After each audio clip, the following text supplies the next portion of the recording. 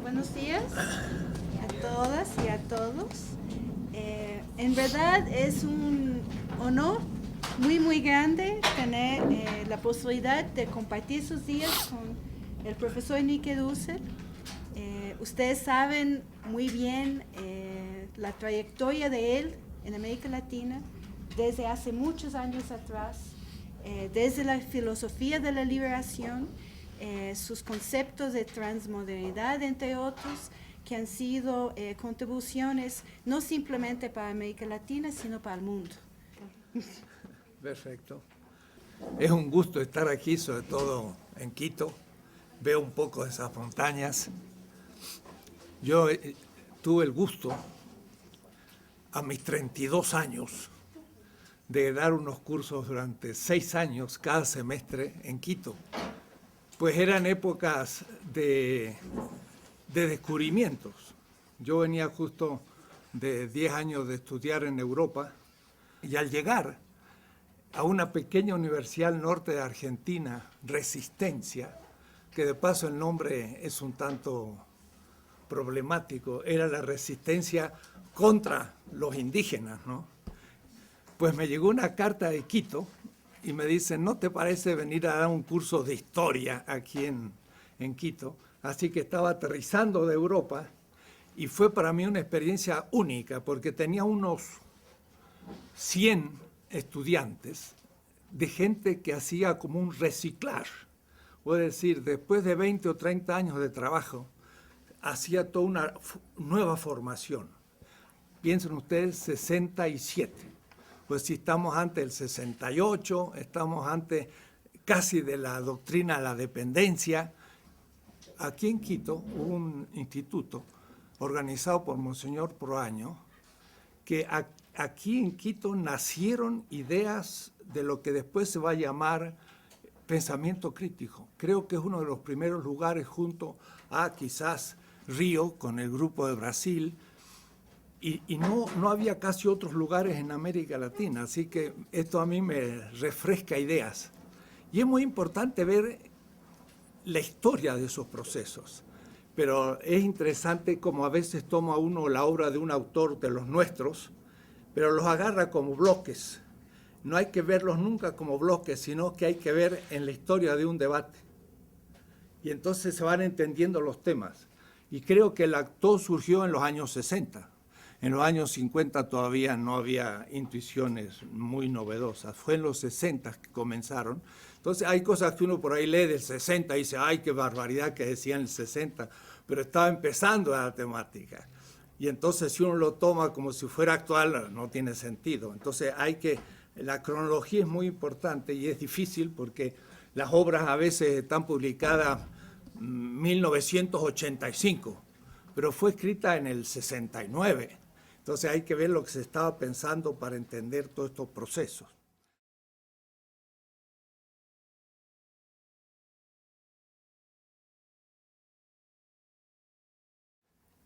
Tres días me han dado, 3 mañanas, pequeñas exposiciones y después debates, he organizado la cosa un poco así. Voy a volver a empezar por la historia. Sobre todo que si se habla de lo intercultural, no se tiene muchas veces clara idea del contenido de las grandes culturas que se han dado. Que no quiero que me la tomen sustancialmente para que digan, sustancialista. Creen que la cultura egipcia es una sustancia. No, no, cada una de las culturas incluye muchísimas culturas, pero son ellas mismas culturas ya que manejan una cantidad de semejanzas. Si yo digo cultura egipcia, 5.000 años de existencia, como decía Samir Amin, el amigo, dice, el Estado egipcio fue quizás el primer Estado de la historia universal. Estado, el egipcio, hace 5.000 años.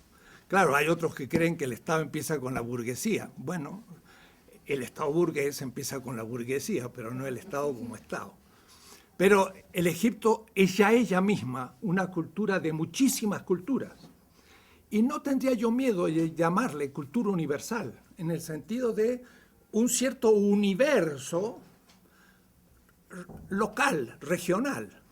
Entonces, hablamos a veces de interculturalidad, pero no tenemos un bosquejo primero. ¿Cuáles han sido las grandes culturas? Después hay muchas otras, casi como especies. Y como especies animales están desapareciendo ante nuestros ojos, decimos, se desaparecen tantas especies de insectos por día, que son miles. Pues también están desapareciendo culturas todos los días, pequeñas. En la India, en los tribes, hay muchos tipos de culturas. Pero a mí me va a gustar hablar de las grandes, no porque sean las más importantes ni las únicas, pero para tener una idea. Mucho de lo que hemos hecho ha sido una crítica a Hegel. Ya Leopoldo Sea empezó a hacerla, yo mismo empecé también allá. En el 66 tengo un curso, América Latina en la historia, no se escandalicen, en la historia universal. Digo porque algunos dirán, ¿qué es eso de universal? Ya podemos después discutir. Pero en el año 66, pues no estaba mal. Es mi primer curso universitario. Y el problema era que la visión que tenemos de la historia de las culturas, cuando hablamos de interculturalidad, es completamente eurocéntrico el esquema de exposición. Entonces, hay que destruir aún el esquema de exposición de la historia, que no voy a llamar universal, sino mundial. Y no tengo miedo a hablar de mundialidad, no soy posmoderno. Soy anti-posmoderno, desde ya nomás, porque para mí la posmodernidad es una crítica interna todavía de Europa, no es una crítica externa de Europa. Ya después explicaré todo esto. Entonces, yo no le tengo miedo a los pequeños fragmentos, pero cuando Rigoberta Menchú dice, me llamo Rigoberta Menchú y así me nació la conciencia, es un gran discurso, no es un pequeño discurso. Y es un discurso épico, o es decir, originante de un gran discurso.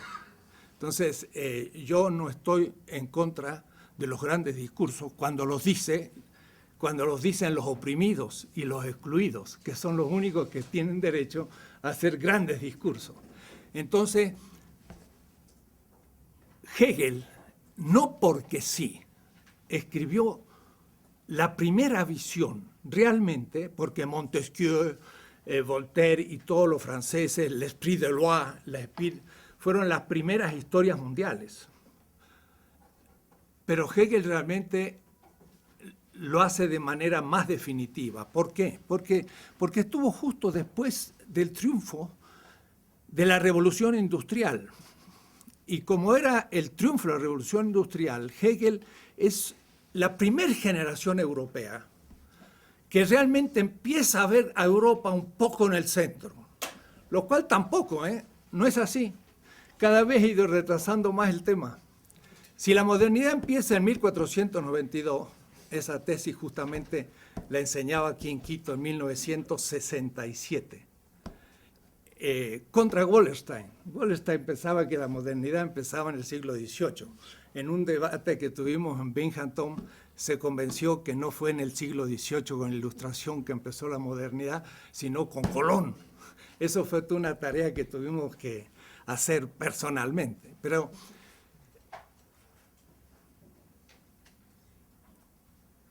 yo pensaba que la modernidad empezaba hace 500 años y con ello la centralidad de Europa. Pero de ninguna manera, porque Europa en el 1500 era una cultura todavía completamente periférica. Pensé que era después todavía y que era con la revolución industrial. Y también me vuelvo a convencer de que todavía no. Si ustedes han leído el último libro de Giovanni Arrighi, Adam Smith in Pekín, que de paso es también fruto de debates, dice hasta 1870, a mí lo estoy diciendo, la China producía tanto acero como Estados Unidos y Inglaterra sumados. Acero. Ahora, ¿quién descubrió el acero? Los chinos en el siglo II. Y ellos fueron los que instalaron todo el acero en Inglaterra y en Estados Unidos. Eso lo dice John Hobson, un libro último sobre rehacer la historia no eurocéntricamente. Los que instalan las fábricas de Sheffield en Inglaterra son ingenieros chinos. Le enseñan a los ingleses a hacer el acero. Y son ellos los que hacen la revolución agrícola en Inglaterra, los que proponen el nuevo tipo de arado, el nuevo tipo de hilandería en las máquinas. Todos son de origen chino. Los chinos habían descubierto el papel en el siglo VI, habían descubierto la imprenta en el VIII, imprimían papel moneda en el IX. Y un legado chino llegó en las manos de Eugenio IV a Florencia en 1434. Era una colección de libros impresos sobre tecnología militar, tecnología agrícola, astronomía. Leonardo da Vinci lo único que hizo fue copiar libros chinos. El Renacimiento fue originado en China, el italiano. Entonces, cada vez voy postergando más la centralidad de Europa. Europa comienza a ser central en la historia mundial hace 140 años. Primero eran 500, después eran 200 y ahora ya son 140 nomás. Antes que eso, no fue centro. El centro del comercio mundial estaba en manos de la China y la India. Eran los que tenían todos los productos del comercio.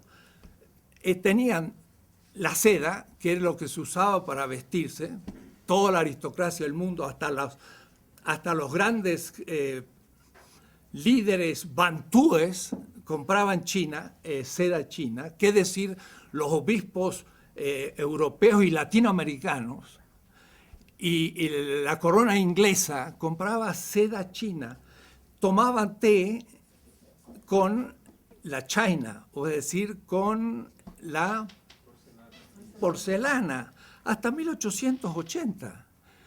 Y el acero era las mejores armas, espadas y demás, eran japonesas o chinas. Digo esto porque cada vez voy cambiando más y pasan 2 o 3 años y hay que volver a cambiar. En el 2007 salió este libro, Política, Liberación, Historia Mundial y Crítica, de la que voy a hablar hoy. Hace 2 años ya tengo que hacer reformas, ya hay errores en el libro, ya está todavía eurocéntrico. Es notable, voy a decir,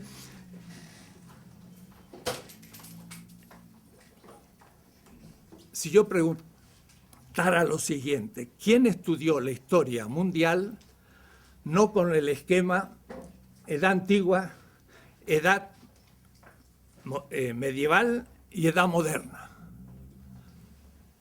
¿Quién estudió en otro esquema? Esta pregunta la he hecho en 30 universidades alemanas, Marburg, Berlín, Jena, dando conferencias.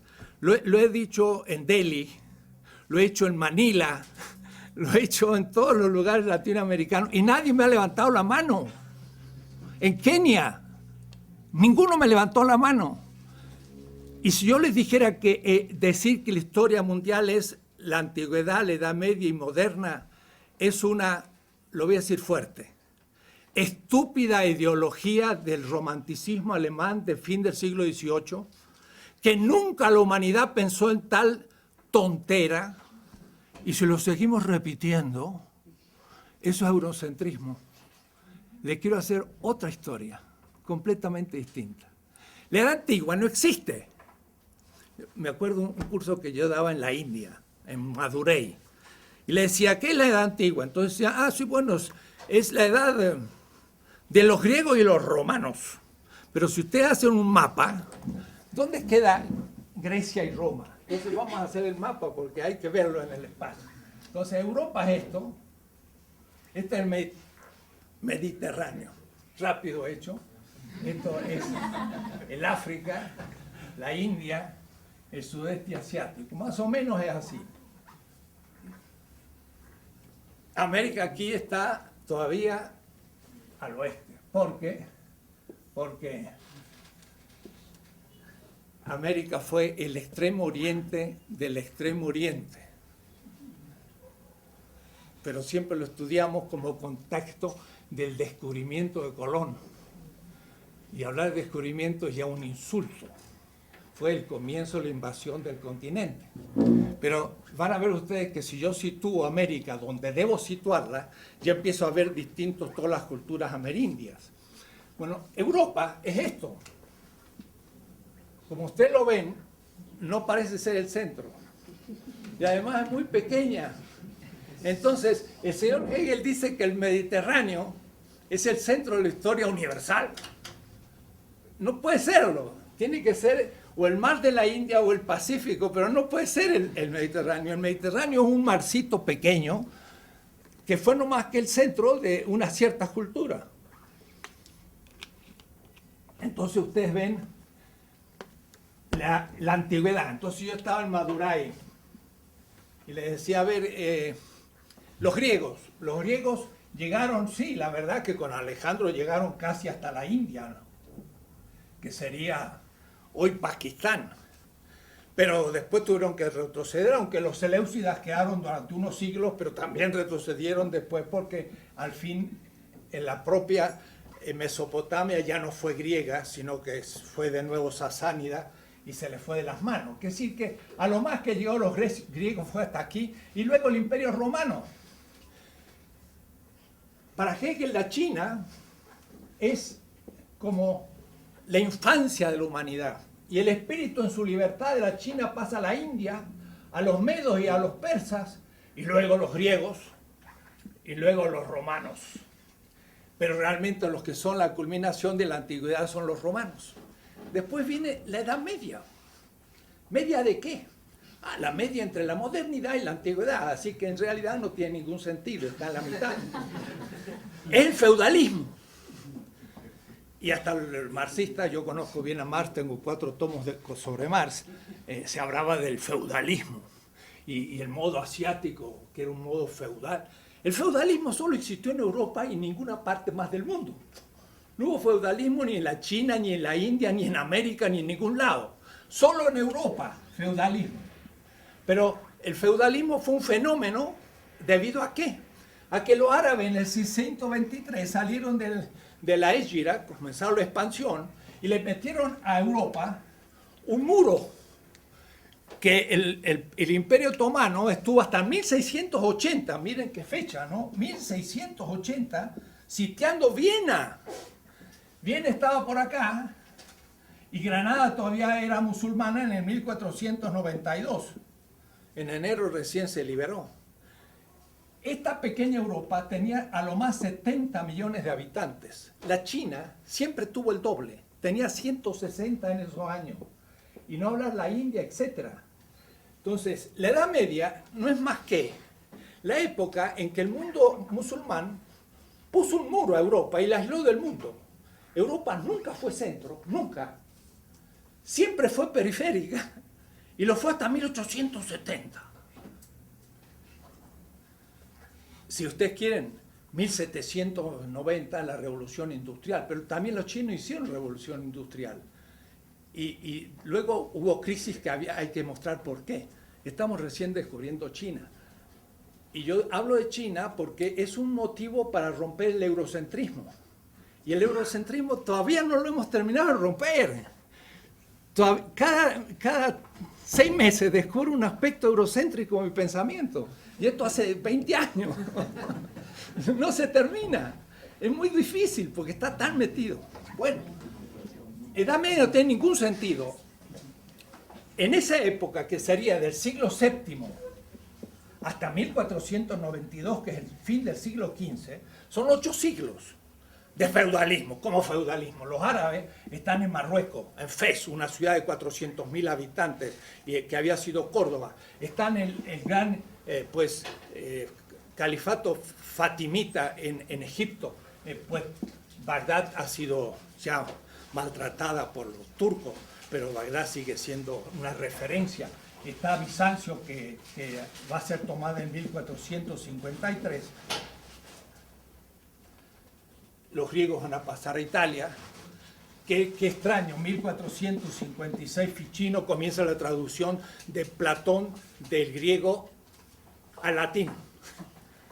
El Renacimiento, pues son pobres griegos salidos de la toma de Estambul por los árabes, que también comienzan el Renacimiento. Es decir, el Renacimiento va a ser parte chino y parte bizantino. Los italianos, poco que agregan.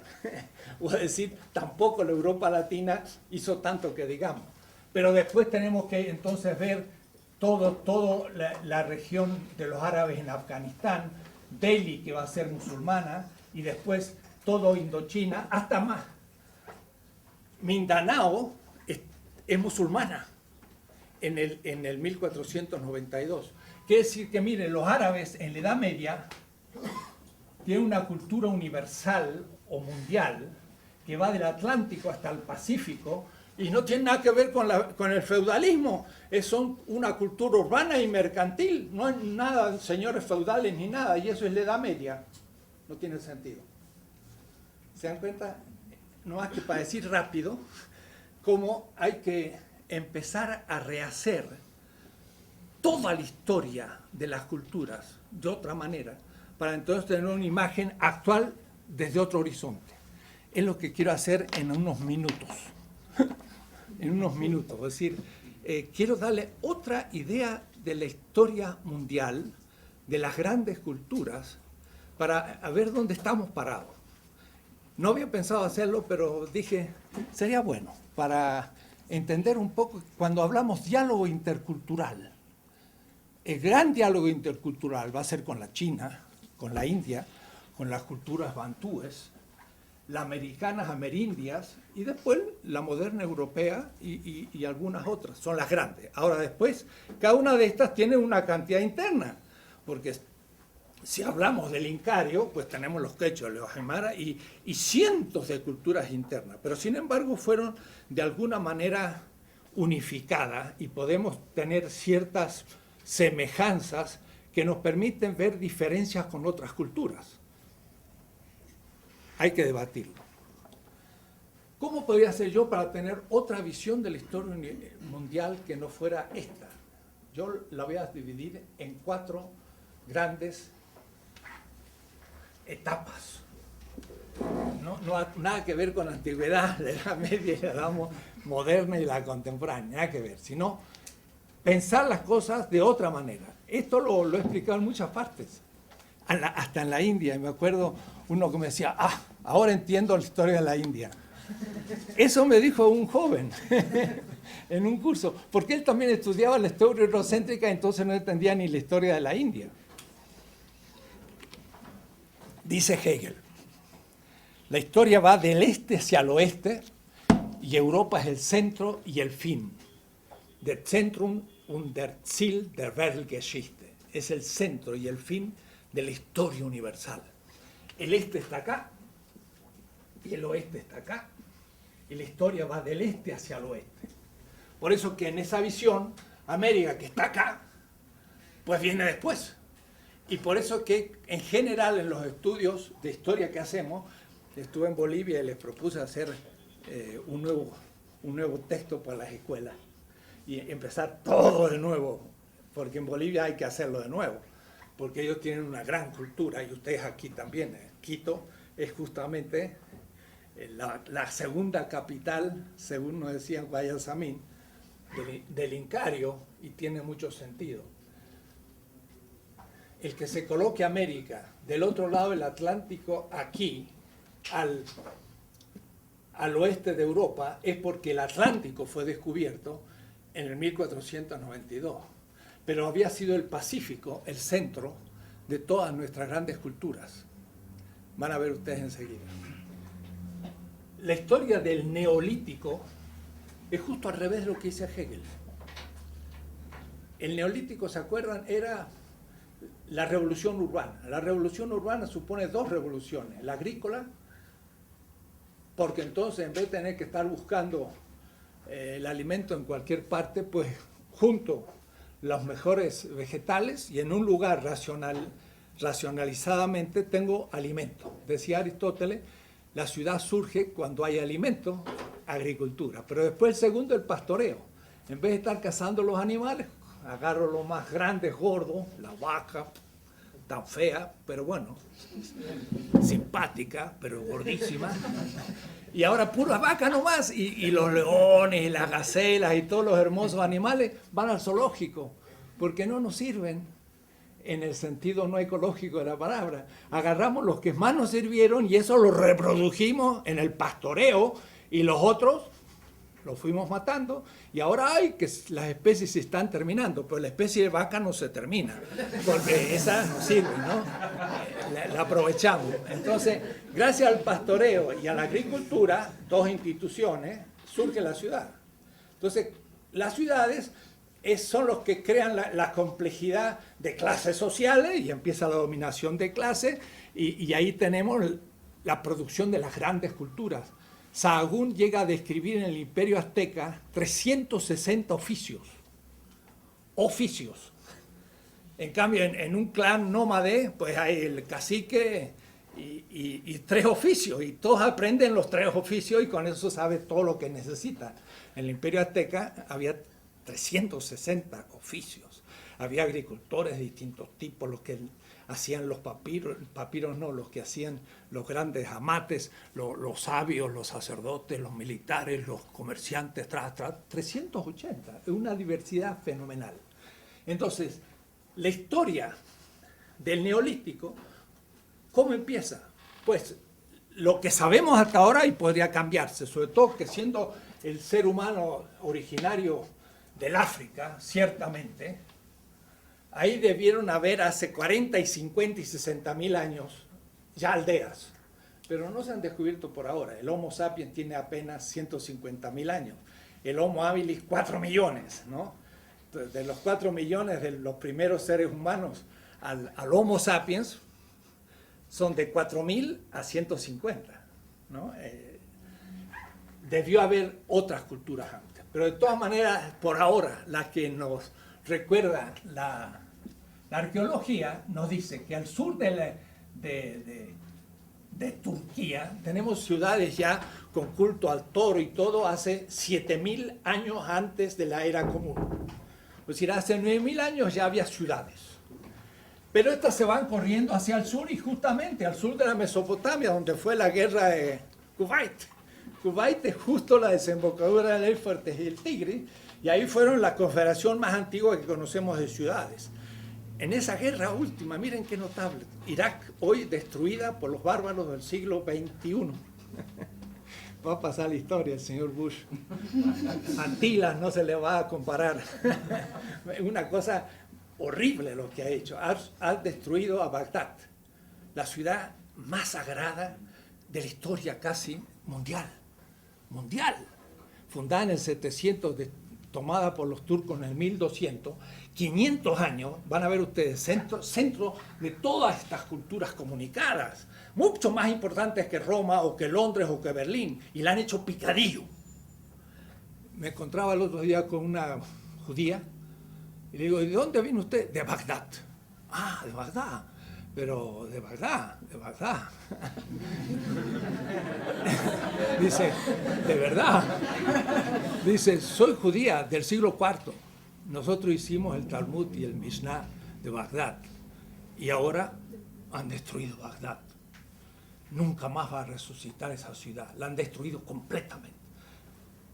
Una familia que tenía 16 siglos de existencia está ahora nómade en Estados Unidos. Entonces, en esas regiones surgieron las primeras conexiones de las grandes culturas. Yo empiezo mi curso de historia de la política, ¿no? Porque el primer tomo es una historia mundial de la política, para hacer una política de Evo Morales.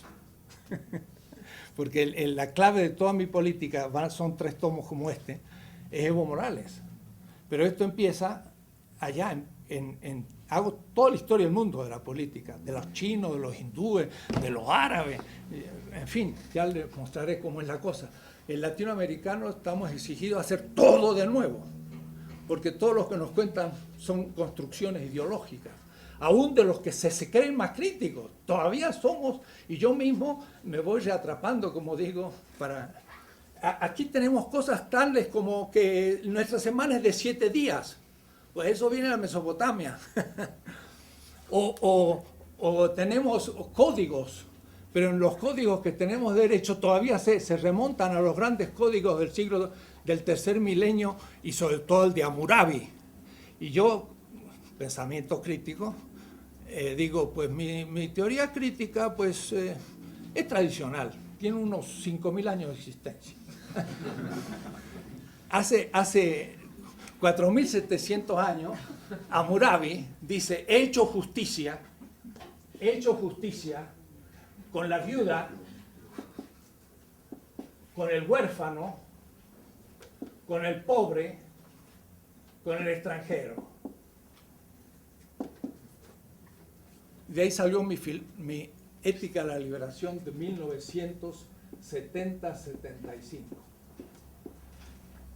Ese texto me inspiró a escribir la Ética de la Liberación Latinoamericana en el año 75, porque nosotros hablábamos mucho de que había que comprometerse con el pobre, y eso lo había dicho Hammurabi. Ahora, lo interesante de esta ley es que no dice voy a hacer justicia con mi mujer, dentro del machismo, voy a hacer justicia con mi hijo, con el conciudadano y con el rico, sino que es el concepto ya de exterioridad. El orden tiene una ley, pero en la exterioridad de la ley está el que la ley no protege, pero sí la ley de Hammurabi y de la Mesopotamia. La viuda era la mujer del otro, y he hecho justicia con la mujer del otro. He hecho justicia con el hijo del otro. He hecho justicia con el que no tiene ni un buey, dice, porque hacer con el que tiene 10 bueyes, pues está fácil. Y hacer justicia con el extranjero. Miren, si los europeos ahora, los suizos, los franceses, imitaran a esta ley hecha 1.700 años antes de Cristo, más 2.000, son 3.700 años. Le podemos decir a un europeo actual, alemán, sobre todo español, ¿por qué no leen textos de hace 3.700 años y entienden lo que es el derecho? No este derecho burgués de la Revolución Francesa, sino un derecho mucho más antiguo y crítico. Hagan justicia con el extranjero. Son todos estos que vienen desde el sur. Que lo mismo habría que decirlo a los norteamericanos con los mexicanos y salvadoreños y ecuatorianos. Ni están a la altura de Hammurabi. Digo esto para que piensen que desde ahí ya tenemos inspiraciones fundamentales, porque de ahí viene todo el pensamiento semita y de ahí va a venir otras cosas. Bien, Egipto, 3.000 años antes de la era común, menos 3.000, es ya la primera grandes dinastías. Y entonces el Egipto comienza a tener Estado, organización, todo tremendo. Pero de Egipto, por ejemplo, si yo hago esto, una balanza, todo el mundo dice, pues la justicia, y eso está en los palacios de justicia, en una balanza. Pues esa es la balanza de Osiris. Osiris tenía una balanza en la mano, era el dios de la resurrección de Egipto. El muerto venía y le preguntaba a Osiris, ¿qué has hecho para merecer la resurrección? Además hay mucha gente que cree en la resurrección, aún en América Latina. Viene de Egipto, no viene de Israel. Israel viene de Egipto también, así que el cristianismo viene de Egipto. Y entonces, ¿qué le dice el muerto? El muerto le dice a Egipto, he hecho cosas buenas. Y para eso lo tenía apuntado, porque en los sarcófagos y en los textos de las pirámides, los faraones escriben sus actos buenos para el día del juicio de Egipto, de Osiris, en la gran sala de Maat, que bien es el juicio final. El juicio final tampoco es cristiano ni es semita, es egipcio, ¿no? Y entonces el muerto, en el capítulo 125 del libro de los muertos, que es en realidad el libro de la vida, porque es lo que escribían los muertos para no olvidar sus actos buenos cuando venía el juicio. ¿Ves? Como los muchachos que llevan en el examen anotadito todo para no olvidarse, así también los muertos llevan todo anotadito. Y entonces miren el capítulo 25, dice, ¿qué has hecho de bueno? Dice, he dado pan al hambriento, he dado de beber al sediento, he dado de vestir al desnudo y una barca al peregrino. Entonces, con su nombre y apellido, lo resucita. Con su nombre y apellido, o es decir, individual. Y el señor Charles Taylor, en el Source of the Self, la fuente de la identidad, va a buscar la identidad entre los griegos y no lo encuentra. Si se hubiese tomado un barquito y hubiese llegado a Egipto, entonces, 2500 años antes de Aristóteles, tanto de Aristóteles hasta mí, o es decir, si el Egipto está en el 30 siglos antes de Cristo, y Aristóteles está en el 350, había 2650 años desde los textos de Menfis a Aristóteles. Y de Aristóteles hasta mí hay no más que 2300, es decir, menos. Digo para que tomen proporción. O es decir, que Egipto era para los griegos una cultura más antigua que la griega para mí. Y todos dicen, la filosofía empieza en Grecia. Mentira, empieza en Egipto. Y lo dice Aristóteles, lo dice Platón. Nuestra filosofía empezó en Egipto, lo dicen. Pero von Humboldt, que pasó por aquí también, se inventó después la Universidad de Berlín, y la primera tesis de la Universidad de Berlín, la filosofía es griega. Y entonces el helenocentrismo fue el padre, o la madre, como quieran, del eurocentrismo. La filosofía no empezó en Grecia, empezó 3000 años antes. Entonces, tenemos tantos elementos egipcios que hasta $1, a veces cuando voy a Estados Unidos, y aquí como los pobres ecuatorianos están dolarizados, me olvidé hoy, digo, no he cambiado todavía para pagar el desayuno. Dice, no paguen dólares. Es verdad que estoy en Ecuador. En el dólar, miren qué notable, es fantástico. Acá a la izquierda hay una pirámide y arriba hay un ojo. ¿De dónde viene eso? ¿Eh? El ojo de Horus. Los masones masón significa constructor de casas.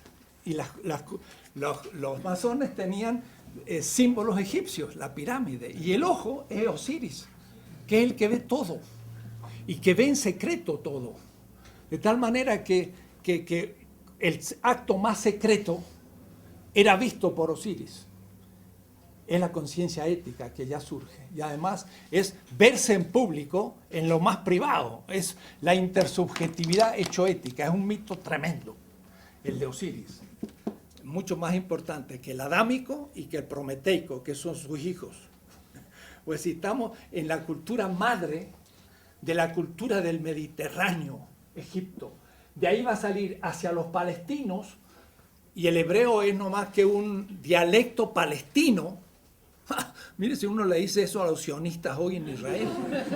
¿Qué tanto hebreo? Si ustedes son un dialecto palestino, tenía razón Arafat, que dijo, yo siempre he estado aquí, nunca me han expulsado. Es verdad.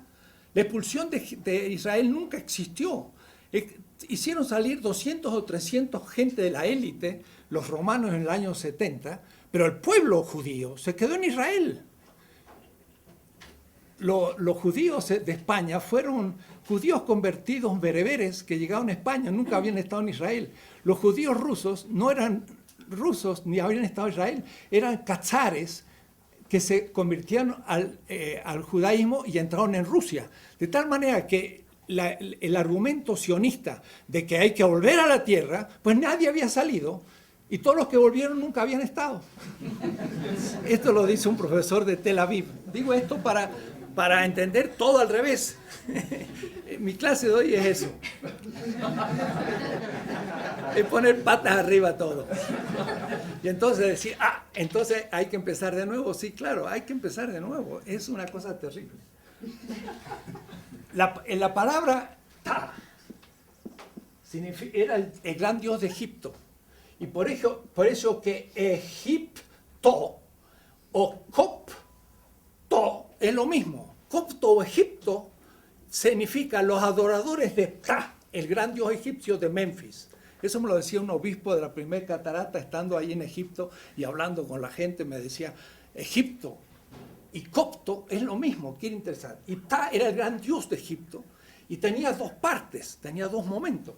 Uno, el corazón, Horus, y otro, la lengua, Toth. Esta lengua es la que se va a transformar en hebreo en la dabar y entre los griegos en el logos. O es decir, la razón griega y la palabra creadora, el verbo se hace carne de los hebreos, los dos son el Toth egipcio, que era la palabra de Dios. Para decirles cómo el Egipto es la que produce el pensamiento semita hebreo y el pensamiento griego. Estamos ante el origen. Y esta cultura es negra, bantú. A tal manera que en la tumba de Tutankamón encuentran desde los zapatitos chiquitos que tenía hasta el último zapato. Y de paso no era muy grande, era pequeño Tutankamón, negro. ¿Por qué guardaba todos sus objetos? Porque ustedes van a cualquier tumba en África, en Kenia, en Nigeria, en donde sea, y al muerto se le guarda todas sus cosas, pero cuando resucita tiene que volver a vestirse. O va a estar desnudo el pobre.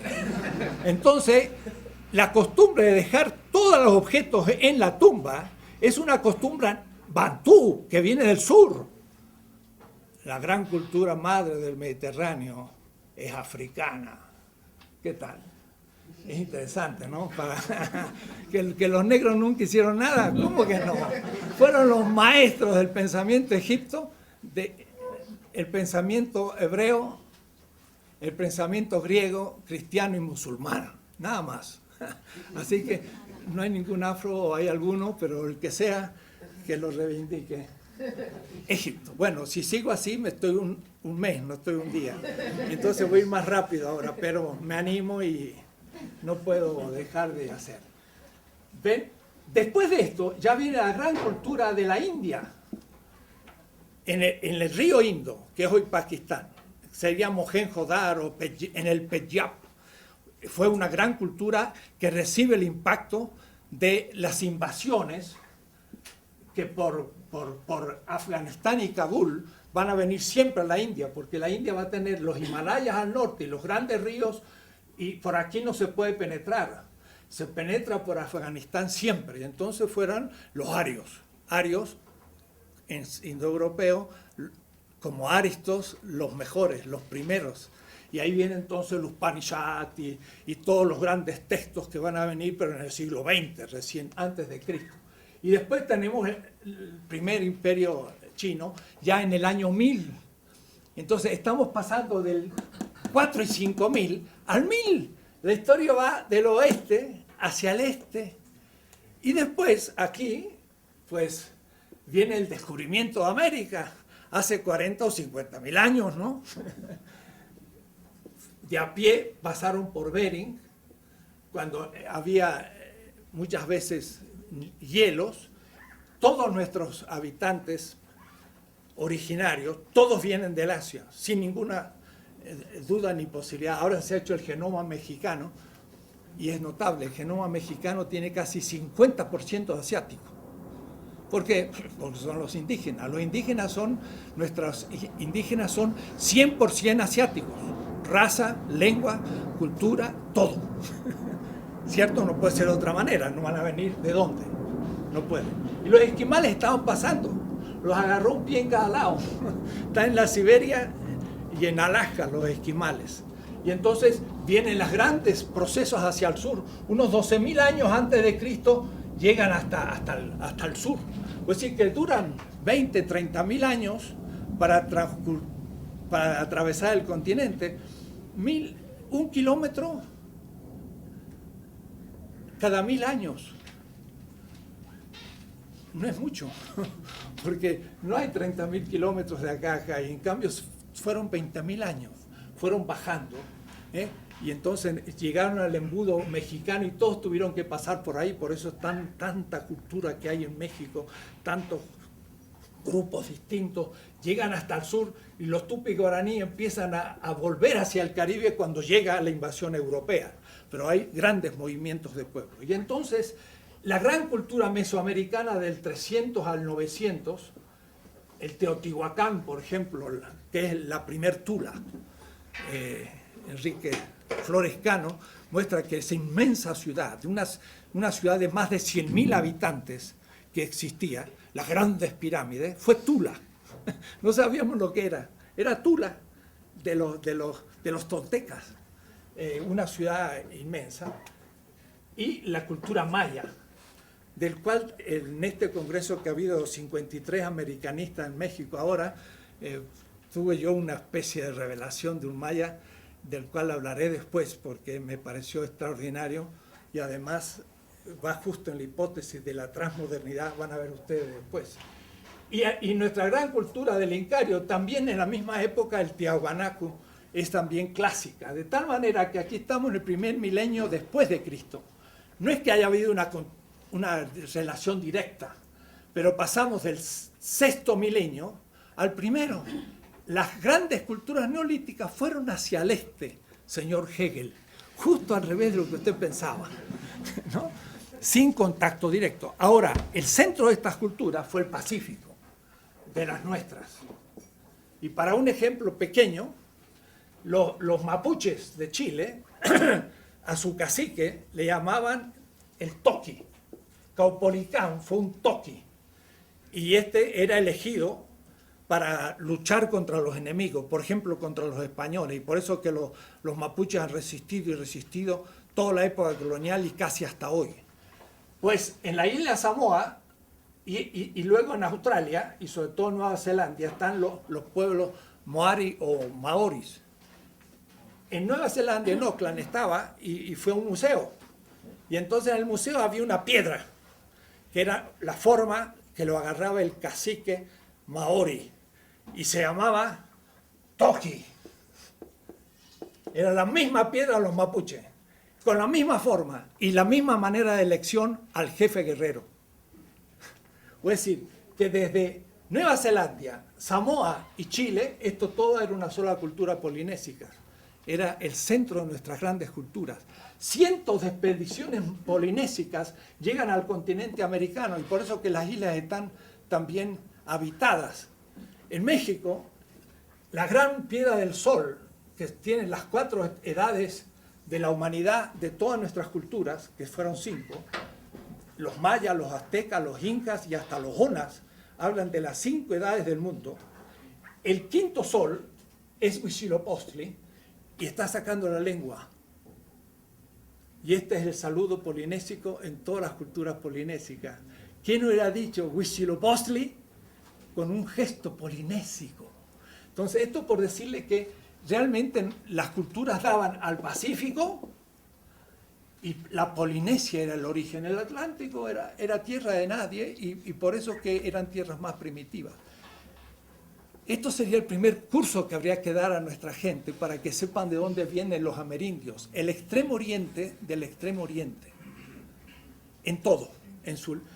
Un compañero Puna de Panamá el que estudiaba en Roma, me dice, yo iba a las fiestas de Indonesia. Y entonces había un gran festín en la fiesta de Indonesia de la Libertad y había un buen banquete. Y como yo era estudiante, me decía, pues me venía bien una buena comida.